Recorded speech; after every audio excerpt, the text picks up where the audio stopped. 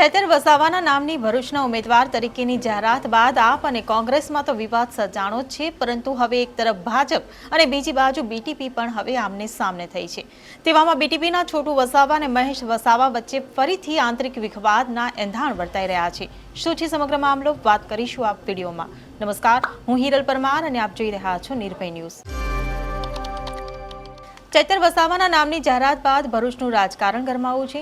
India ગઠબંધનના પરામર્શ પહેલા જ નામની જાહેરાત થતા કોંગ્રેસના નેતાઓએ આ નિર્ણયને ખોટો ગણાવ્યો હતો અને વિરોધ પણ કર્યો હતો. ત્યારે હવે ભરૂચ સીટ માટે આપ અને કોંગ્રેસ આમને સામને થઈ ગઈ છે.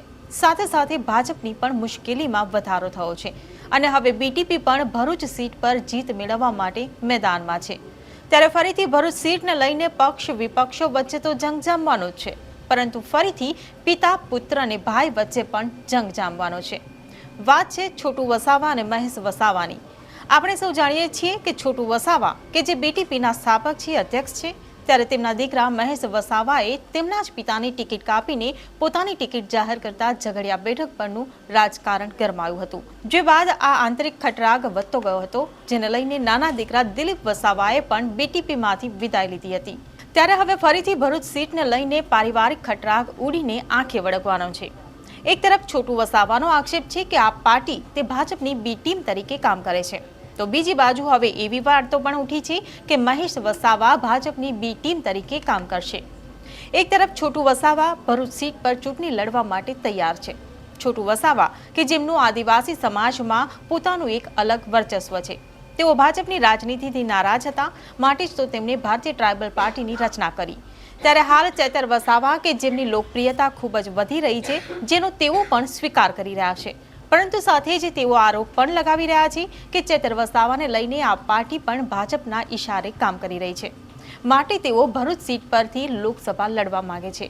ત્યારે તેમની સામે તેમના જ દીકરા મહેશ વસાવા છે કે જેમનું નામ પણ હવે ભાજપના બી પ્લાન તરીકે સામે આવ્યું છે અને મનસુખ વસાવાએ આડકતરી રીતે મહેશ વસાવા ભાજપમાંથી ભરૂચ માટે લડશેની આશંકાઓ જગાવી છે. તેમણે તાજેતરમાં મધ્યપ્રદેશમાં 2 અને રાજસ્થાનમાં 1 ઉમેદવારની ચૂંટણીમાં ભવ્ય જીત મેળવી છે. ત્યારે દિલીપ વસાવા પણ હવે મેદાનમાં ઉતરે તેવી પણ શક્યતાઓ સેવાઈ રહી છે. ત્યારે ભરૂચ સીટ માટેના અને આ તમામ પક્ષો માટેના રાજકારણને લઈને છોટુ વસાવાએ શું વિશ્લેષણ કર્યું છે તે સાંભળો. અમારું જે સંગઠન આદિવાસી અને ભારતીય ટ્રાઇબલ પાર્ટી, એનો ભય ભાજપને હતો. આજે બી એ ભાજપ સાથે જ છે. અરવિંદ કેજરીવાલ આજે જેલમાં બધા લઈ ગયા છે, એ તો કામ ચલાવવું છે. કદાચ દિવસે અંદર મોકલતા હશે, રાતે ઘેર આવી જતા હશે. આ રાજમાં તો તમારે કંઈ કહેવાય એવું નથી. એવો સોદો આ લોકોનો હોય એવું મને લાગે છે. એ શું કરી શકવાના છે અમારા માટે કેવું છે. તમારું એવું માનવું છે કે ચૈતર વસાવા આજે પણ ભારતીય જનતા પાર્ટીના ઈશારે જ કામ કરી રહ્યા છે? બિલકુલ. અમિતભાઈ સારી રીતના જાણે છે, ભારતના ગૃહપ્રધાન. એમણે જ આ ધંધો કરાયો છે, ભારતીય ટ્રાઇબલ પાર્ટી તોડવાનો. એ તૂટવાની નથી. એક દિવસ એ લોકો અટકવાના નથી અમને લૂંટવા માટે. અમે પણ એનો પ્રતિકાર કરતા રહીશું. પણ કારણ કે ચૈતર વસાવાને લઈને જેટલું આદિવાસી વિસ્તારોમાં હું ફરી અને જેટલા લોકો સાથે પણ વાત થઈ, તો લોકો એવું કહી રહ્યા છે કે ચૈતર વસાવાની લોકપ્રિયતા વધી છે. અમે કાં ના કહીએ છીએ? મેં તો કહ્યું ને કે એને તમે રાજ્યસભાના સભ્ય પહેલા બનાવી દો ને, તો બી વધી જશે. વાંધો નથી અમને આખા દેશમાં રાજા આદિવાસીઓને સોંપી દેતા હોય. આજે ભાજપ સાથે, કોંગ્રેસ સાથે રિઝર્વેશન સીટો પર અમારા લોકો છે, ક્યાં બોલી શકે છે આદિવાસીઓમાં? આખું જંગલ ત્યાં આગળ છત્તીસગઢની અંદર સાફ કરવા માંડ્યા છે. શા માટે નથી બોલતા સાંસદો? બોલવું જોઈએ ને. આદિવાસી સાંસદો છે. પણ આદિવાસીઓ બોલવું જોઈએ. જે રીતે ચૈતર વસાવા ઉપર કેસ રજીસ્ટર કરવામાં આવ્યો, તમે માનો છો? મોટું આંદોલન કરવું જોઈએ કેજરીવાલ સાહેબે.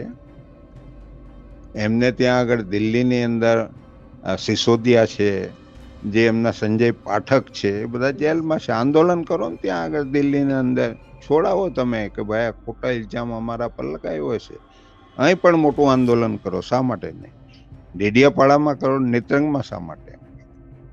આંદોલન એટલે તમને એવું લાગી રહ્યું છે કે રાજનીતિ કરવામાં આવી રહી છે અને ભરૂચ સીટ ઉપર બિલકુલ ખાસ રાજનીતિ છે. આદિવાસીઓનો ઉપયોગ કરીને એમને ઠેકાણે પાડવાની વાત છે. એના જે હક અધિકાર છે તે લૂંટવાની વાત છે. 77 વર્ષ થઈ ગયા ભારતની અંદર. આદિવાસીઓના જે હક અધિકાર છે એને કોઈ ઉજાગર કર્યા નથી. કોંગ્રેસે બી નથી કર્યા, ભાજપ પણ કરવાની છે જ નથી અને આપ પણ નથી કરવાનો.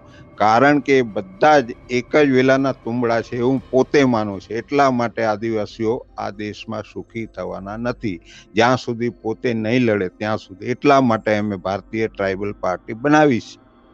અચ્છા, ભારતીય ટ્રાઇબલ પાર્ટી તમે બનાવી, પરંતુ તમારા દીકરા દિલીપ વસાવા જે મધ્યપ્રદેશ અને રાજસ્થાનમાં 3 સીટ જીતીને આવ્યા વિધાનસભાની ચૂંટણીમાં, તો હવે જે ચૂંટણી લડાશે એમાં છોટુભાઈ પોતે લડશે, દિલીપભાઈ કે મહેશભાઈ, કોણ લડશે? એ તો સમય આવે તો બતાવશે ને. એની જાહેરાત થઈ જવા દો, કોણ લડશે તો ખબર પડી જશે. અને મનસુખ વસાવા જે રીતે કહી રહ્યા છે કે ચૈતર વસાવા આદિવાસીઓને ગેરમાર્ગે દોરી રહ્યા છો, તમે એ વાતથી સહમત છો? એમને પૂછી લેવાનું, મને શું પૂછવાનું છે. કારણ કે બંને ગુલામ જ છે. મનસુખભાઈ ભાજપના ગુલામ છે, આપના ગુલામ ચૈતરભાઈ છે. એમને પૂછવાનું કે તમે શું કરવાના છો. દિલીપ વસાવા હવે બીટીપીમાંથી પિતાને સપોર્ટ કરે છે કે પછી બાપમાંથી લડે છે? મહેશ વસાવા ભાજપમાંથી લડે છે કે કેમ? મનસુખ વસાવાના ભાગે હવે શું આવે છે? જે ઉપર દેખાઈ રહ્યું છે એ જ છે કે પછી આ બધા પાછળ બધાની કંઈક અલગ અલગ રાજનીતિ ઘડાઈ રહી છે તે જોવાનું રહ્યું. સાથે એ પણ જોવાનું રહ્યું કે ચૈતર વસાવા આ બધાની ઉપર ભારે પડે છે કે પછી આ કારણે ચૈતર વસાવાની મુશ્કેલીમાં ઓર વધારો થાય છે. તમને શું લાગે છે તેમને કમેન્ટ બોક્સમાં લખીને ચોક્કસથી જણાવશો. અને જો વિડીયો પસંદ આવ્યો હોય તો વિડીયોને લાઇક, શેર અને અમારી ચેનલ નિર્ભય ન્યૂઝને સબસ્ક્રાઇબ કરવાનું ભૂલશો નહીં. આભાર.